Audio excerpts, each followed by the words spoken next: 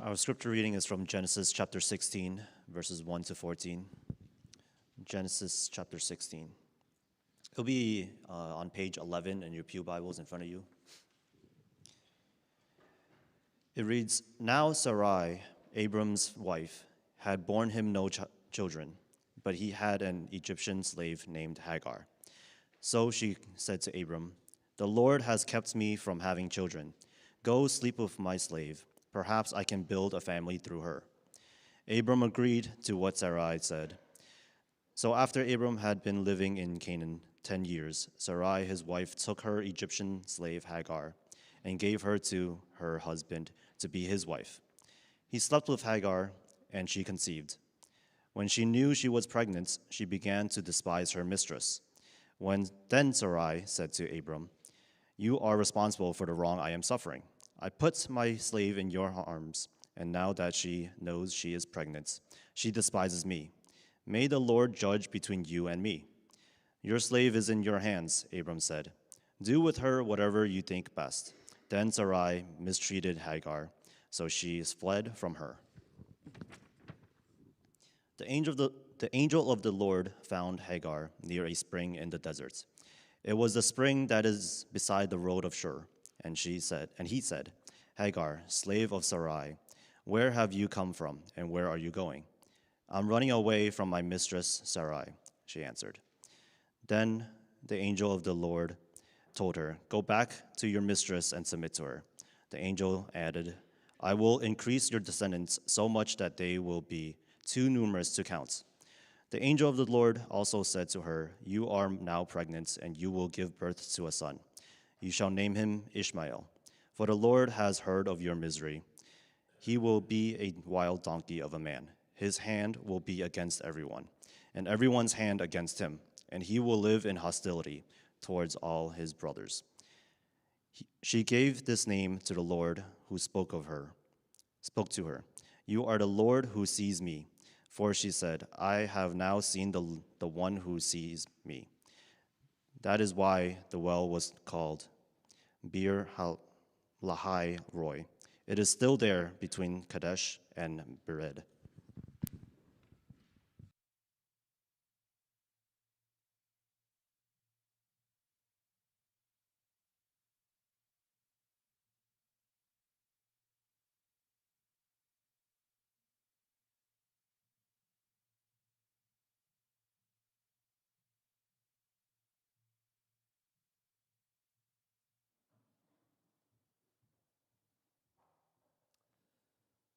Happy New Year. Thank you. It is a good start. I'm excited to get into a new sermon series with you today as we start, and first day of the new year seems like a good place to start. Let me tell you about an important start in my life that this story reminds me of. I was just getting into my freshman year of college, and I was enraged. I was so angry. I was yelling, screaming. I wouldn't say threatening, but certainly holding court with. I was angry with God. And I was alone, so that was the only good thing. I'm sure there were I was in a dormitory room, so I'm sure there were some neighbors who were like, "That guy just got a bad grade." But I was not responding to the things of my schooling. It was really something that was tormenting my soul. I was feeling unacceptable. I was feeling rejected and distant. And it was literally tears of exhaustion. It was an entire night of wrestling into the early mornings. My roommate was back home, so I had the room to myself, and I felt, when I fell asleep, such a release from the angst that was inside that when I woke up, I realized that I had been through something. That even though I was alone the entire time, other than God Himself there with me, I had wrestled with something that was deep in my soul. And I felt that God had released something from me, that He had heard my prayers in a tangible way, and that for a new way I was able to feel His presence and His acceptance of me. I also had to learn how to repair drywall really quickly. But maybe you can identify. Maybe you've had a moment where you felt lost. Maybe you had a moment where you felt distant. Maybe you had a moment where you were the runaway. Today we're going to hear an important story from the Bible that is going to show us that God pursues us. He sees us. He hears us. And He cares for us. It's not uncommon for young children, in 4 or 5, to pack up a backpack with a stuffed animal and a favorite blanket and declare to their parents, "I'm leaving. I don't like your rules. I don't want to take a nap. I'm going." And they make it to the front hallway maybe, or the porch. Maybe if it's the summer, they make it down the street and plop down in somebody's front lawn or curbside. But we are like that with God sometimes. We flee. We feel like we are distant. We feel like He's not in the midst of it. And as we are coming to this new series, I wanted to just explain, why are we going back to Genesis? Why are we looking back in order to look forward? Genesis is an origin story. It's the story of the origin of the people of Exodus. And of course, we look back at it as an origin story because it talks about the creation of the world. It talks about these first patriarchs who encountered God afresh. But for the original audience, when this was being written down and told to the people who were being brought out of Egypt, this was their origin story. This is how they got into Egypt in the first place. This is how they were separated from where they were supposed to be, their promised land that they were being taken to. And it was being explained to them that there were these people, their ancestors, who spoke to God personally, encountered God in person. And for those first readers of Genesis, those first ones who heard the story, it wasn't an intangible experience. You got to remember, there was a pillar of fire. There was a cloud of day leading them. So they understood this awesome presence of God in a way that maybe we would relish to imagine. But even after that, the time of the judges, when God was using judges to free Israel, the people from different oppressors, or the time of the kings, David, Solomon, and the others, when they were coming up against adversaries, and certainly by the time of the prophets, when the people were being taken into captivity, they looked back into Genesis to make sense of a God who would bless them and would pursue them and come after them even after they had transgressed and sinned against Him and gone wandering and ran away from Him. So we're going to see these patterns as we look at some incidences in Genesis. We're not going to go every chapter in Genesis as we've done in the past, and we'll do that again, but right now we're going to look at a pattern that emerges in some of these encounters. Now, we planted a seed back in December when we talked about God's encounter with Abraham and His blessing on Abraham. And now as we think about seed as now a sapling, as we've talked about how Christ was proclaimed from Genesis, proclaimed from the earliest books, proclaimed from the wisdom literature and the history literature and the prophetic literature of the Old Testament. We've watched that idea grow that Christ is the answer to this proclamation of the Old Testament.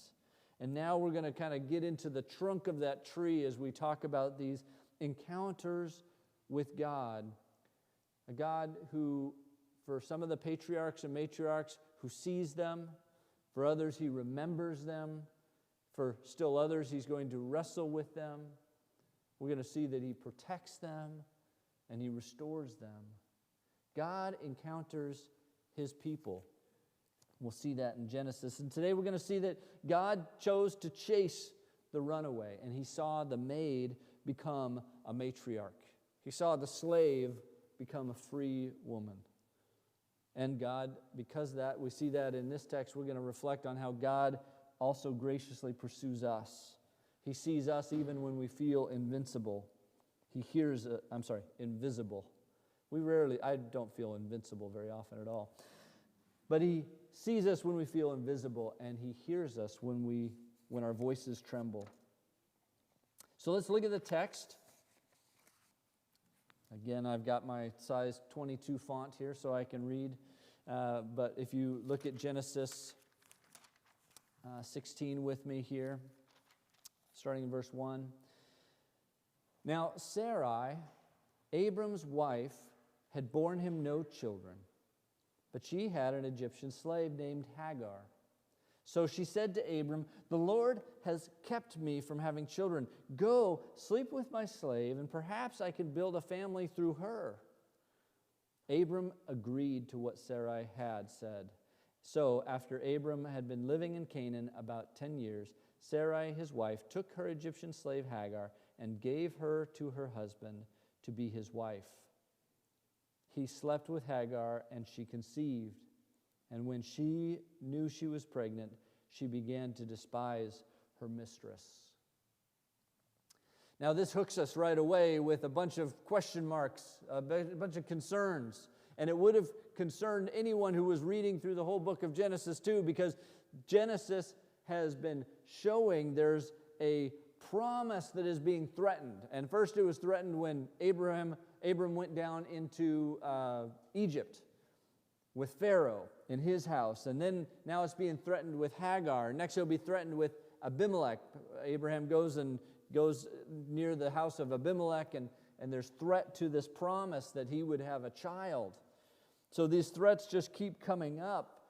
But let me just remind us, since we might be coming to the story fresh, Abram will be soon renamed Abraham, so we know who that is. Abraham is the patriarch from the Old Testament. And Sarai, we know more familiar as Sarah. She will get her name changed shortly too. But right now, they're still Abram and Sarai. They've been traveling because God told them to come to this new location. They've experienced famine and gone down into Egypt. They've come back. And after they came back from Egypt, Pharaoh had given them a bunch of plunder. There was this mini event that kind of anticipated. Again, the first readers were reading this. They had just left Egypt, and they see that Abraham went down to Egypt, and he also left with plunder, things that were given to them by Pharaoh. And one of those things was probably Hagar, the slave. But for us, we come into this text and we see problems. There are problems. There's slavery. That's a problem. There's multiple wives. That's a problem. There's mistreatment, both the sexuality and the violence of this story.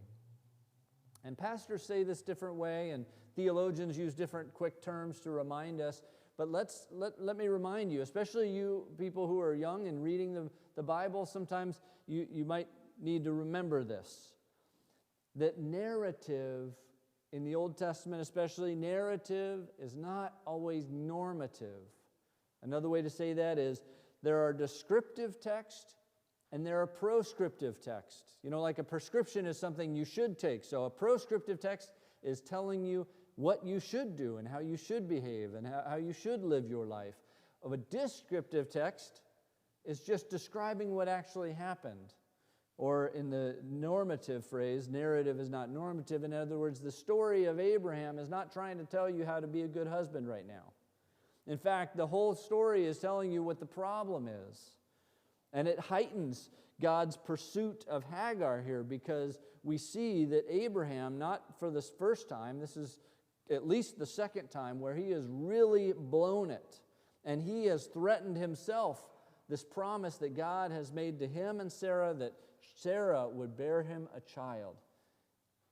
And you can't blame them too much. It's very human for them to realize that at age 86 and 76 that it's not likely that they would be having a child together. And so Sarah's thinking isn't out of the blue when she realizes there's got to be a way for doing this. And in fact, we can read from the law text in Babylon where, he's coming from the area of Ur, and not far from there, Hammurabi is writing a law code that basically describes this interaction, that if a woman is not having children and offers her maid to her husband, then he can have a child through the maidservant, and that child can become part of the family heir lineage. And this was the expectation. So Sarah goes back to the expectation of the place where they came from. And the reader, for us, we say, uh-oh, this is not good. But it allows this opportunity The struggle that goes on is mirroring some of the struggles you and I experience. Some of the hardest things we go through, right, are the breakages and brokenness of those we are closest to, family members or friends that we have hurt or they have hurt us. And so Hagar is supposed to be this one who's close to Sarai and attending to her, cared for by her and attending to her, and yet they have broken. And she sees Sarah differently after this event, and it causes problems. So, Abram and Sarah in this passage are bums. They act badly. But Eugene Peterson reminds us that sometimes we see the worst, but it is without despair, because it is because of this worst that we see that we are in the salvation business, not out of selling religious cosmetics. In other words, we are seeing in Abraham's and Sarah's story the same thing that is true in our story, that there's a real need for God's intervention and forgiveness and salvation in this situation. So there's two beautiful moments of grace here. There's a moment of grace that transforms Hagar from a servant into a mother of great people, a great nation.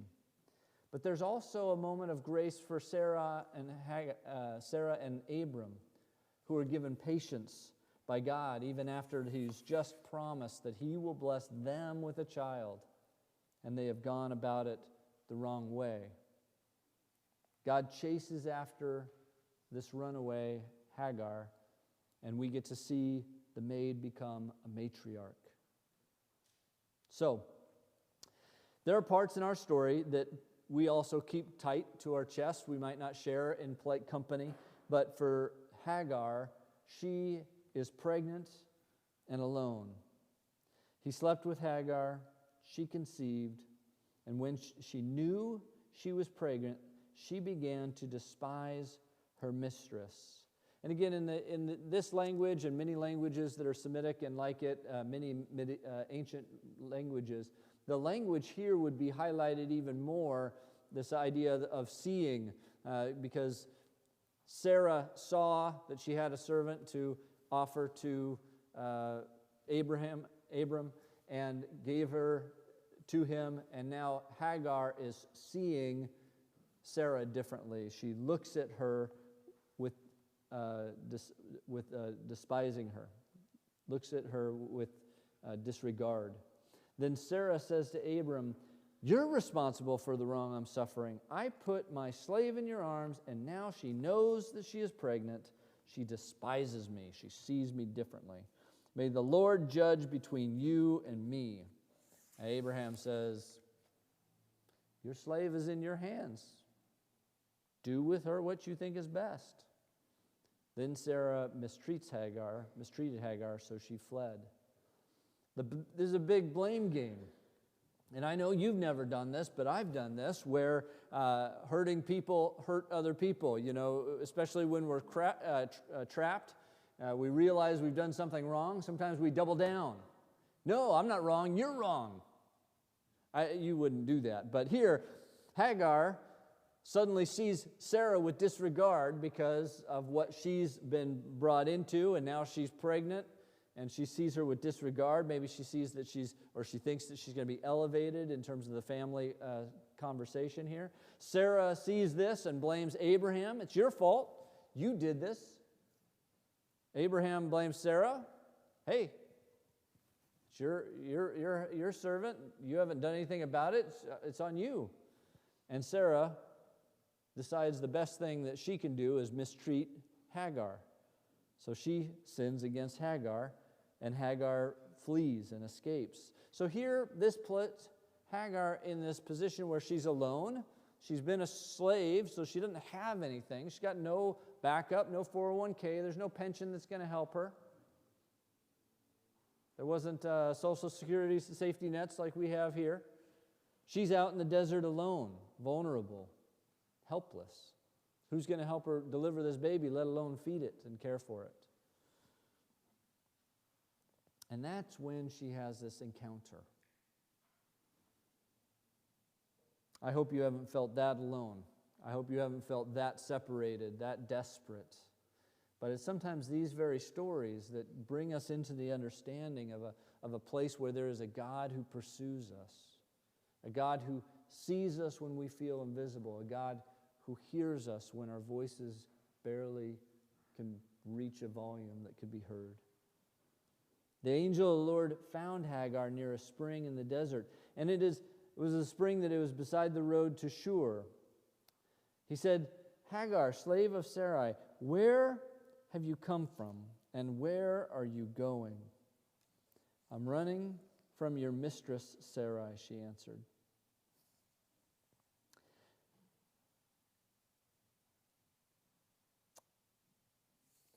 Before I say, the angel is obviously representing God, but even before I get to that, I need to point out that this passage is mimicking something that we would have heard, that the people who are reading this for the first time would have remembered from just reading in Genesis chapter 3, where Eve saw the fruit was good for eating, and she offered it to her husband, and her husband listened to her voice. And Genesis chapter 3, verse 17, the Lord said, because you listened to the voice of your wife and you took from the fruit.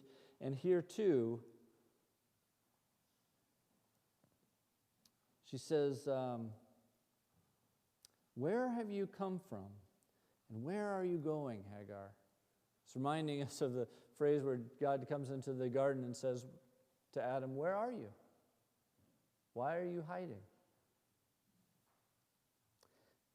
This is the big fall for Abraham and Sarai. The Hagar is kind of representing their sin before God, but the angel is representing God, and he calls out her name, Hagar, slave of Sarai. And it's very unusual in ancient writing. Middle East ancient writing, generally, it's not invoking the names of the women, especially a female servant. Very unusual, and so he really is calling her name, identifying he knows who she is, that she is important to her.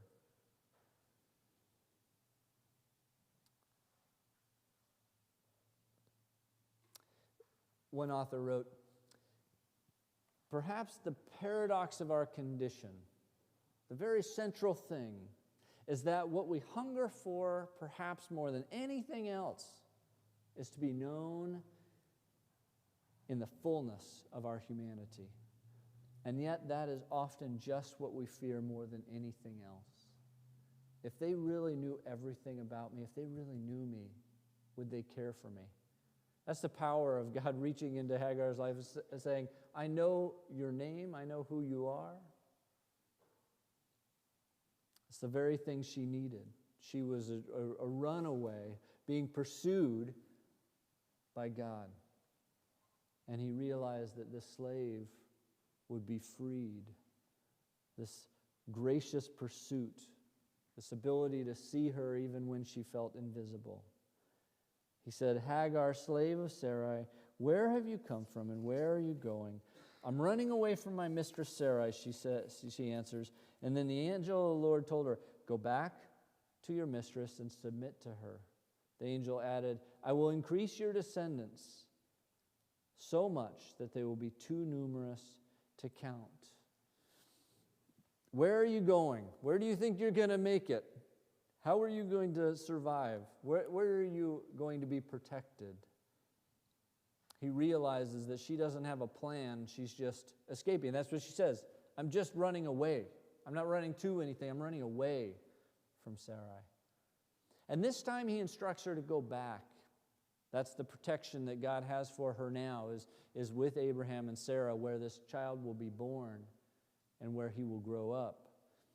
But it won't be too many chapters when he will be thrown out again with his mother, and the angel will lead them away from the family.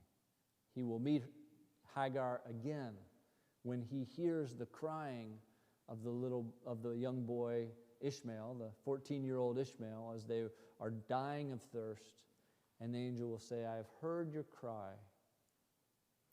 So that's why here he's going to tell her in just a moment to name him Ishmael. the angel of the Lord said to her, "You are now pregnant, and you will give birth to a son. You will name him Ishmael, for the Lord has heard your misery." Ishmael means God hears. So the Lord heard her misery here, and he will hear Ishmael's cries in just a few chapters. He will be a wild donkey of a man, and his hand will be against everyone, and everyone's hand against him. And he will live in hostility towards all his brothers. And we could talk about how that links up with some of the other patriarchs, as Esau and Jacob are coming soon, and they will be, Ishmael will be their uncle, but they have a mirroring kind of relationship. But here, God is chasing this runaway Hagar, and he's watching her and telling her that she is going to move from this position of obscurity to a place where her name will be the mother of a great nation, a great people. God pursues her, sees her, and hears her voice. So she gave this name to the Lord who spoke to her. And again, it's the angel that's there, but she identifies this as Yahweh, as the Lord. So it's his representative, but she says she gives God a name. This is unusual also in ancient literature and in the Bible. She gives God this name. "You are the God who sees me." For she said, "I have now seen the one who sees me." She saw this angel who's speaking for God. She says, "I see the one who saw me." That's why the well is called Ber Lahai Roi. And it's still there between Kadesh and Bered. So Hagar bore Abraham a son, and Abraham gave the name Ishmael to the son he had born. So the living one who sees is a better a direct translation of that name of that well there, Ber Lahai Roi, the living one who sees. But here is this name that she recognizes she's going to give to Yahweh, to God, the God who sees. And that's, one sociologist said, this is exactly what we find that most people need. They need, first of all, someone to listen to them, someone to love them, something to feel a part of, a family to be particularly close to. This is what many of these problems we see in society flow from. And again, sociologists try and break things down and say this is where all we can't find easy answers to our human conditions. But we would say that we agree that with this, that we all need someone to listen to us. We all need someone to love us. We all need to feel part of something bigger than ourselves. Here, Abraham invites Hagar back. She comes back, and the son is born in his household, and he gives him the name that the angel told Hagar to give him, Ishmael. God hears. And maybe for Abraham, he's imagining that this is God hearing his cries for a child. He had wrestled with God earlier, and God had said, I will give you a child. And he says, maybe this is it. And we know that because later, a few chapters later, he's going to pray, Lord, if you will just accept Ishmael as the child, as the one. And God says, no, I will make Ishmael great. He will be a great nation too. But I will also give Sarah a son as I promised. So God chased Hagar. He saw her not just as a slave or a maid, but he saw her as a matriarch, a head of a family. He saw her as not just somebody who was enslaved, but somebody who was going to be free. And Hagar does become free and goes with Ishmael, and they start a separate group, and they come back into the story through Genesis. Ishmael's children come into the story with Isaac's children and grandchildren. But God pursues us too. And I don't know what your story is. If you have a runaway story, maybe it's like mine, a dark night of the soil, a reckoning with God when you just cried out and somehow you knew that in that moment he heard you, he saw you, that maybe God could really love you and really forgive you. Maybe your struggle was against a mighty evil or deep brokenness. Maybe nothing comes to mind. Maybe you don't have anything immediate, but Where did God see you and reach out to you and hear your cries? Maybe it was cries for someone else, for someone you loved. Peter, when he's writing to the church, says, "In your hearts, revere Christ as Lord, and always be prepared to give an answer to anyone who asks you, to give the reason for the hope that you have, but in gentleness and respect." See, there's a reason that you have a hope. There's a reason that you believe that when you pray, God hears you and cares for you. It's because you've experienced God's pursuit, that He has seen even when we thought we were unseeable, that He has heard even when we feel like our voice is failing us. And these empty seats, this first Sunday in 2025, I imagine that a few of them might be filled soon with people who have run away, people who feel far from God, people who don't feel heard by anyone, especially, at least not God. They don't feel seen. They need to see a God who restores, who elevates and forgives, who resurrects the mortally wounded.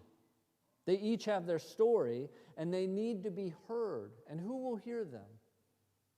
Certainly God will, but perhaps you will first, or as well. Calvin Miller, a pastor who was writing a short book to younger pastors that I read when I was a younger pastor and now recommend to others, he wrote, and one of his turns of phrases was, "A priest is merely the place where an individual can be with God safely." I love that image, that you are a priest when you bring someone to the presence of God in a place where they feel safe. Again, God can feel terrifying. God is absolutely awesome and all-powerful. But here in Hagar's story, we see her receiving comfort from the angel of the Lord, the presence of the Lord, and she says, "I see the one who sees me." And maybe this year you will be in that place to give safety to someone who needs to share their story, who needs to be seen for who they really are. And will that happen? Will God hear them? I hope we'll remember this name, Ishmael. Our God is the God who hears. Amen?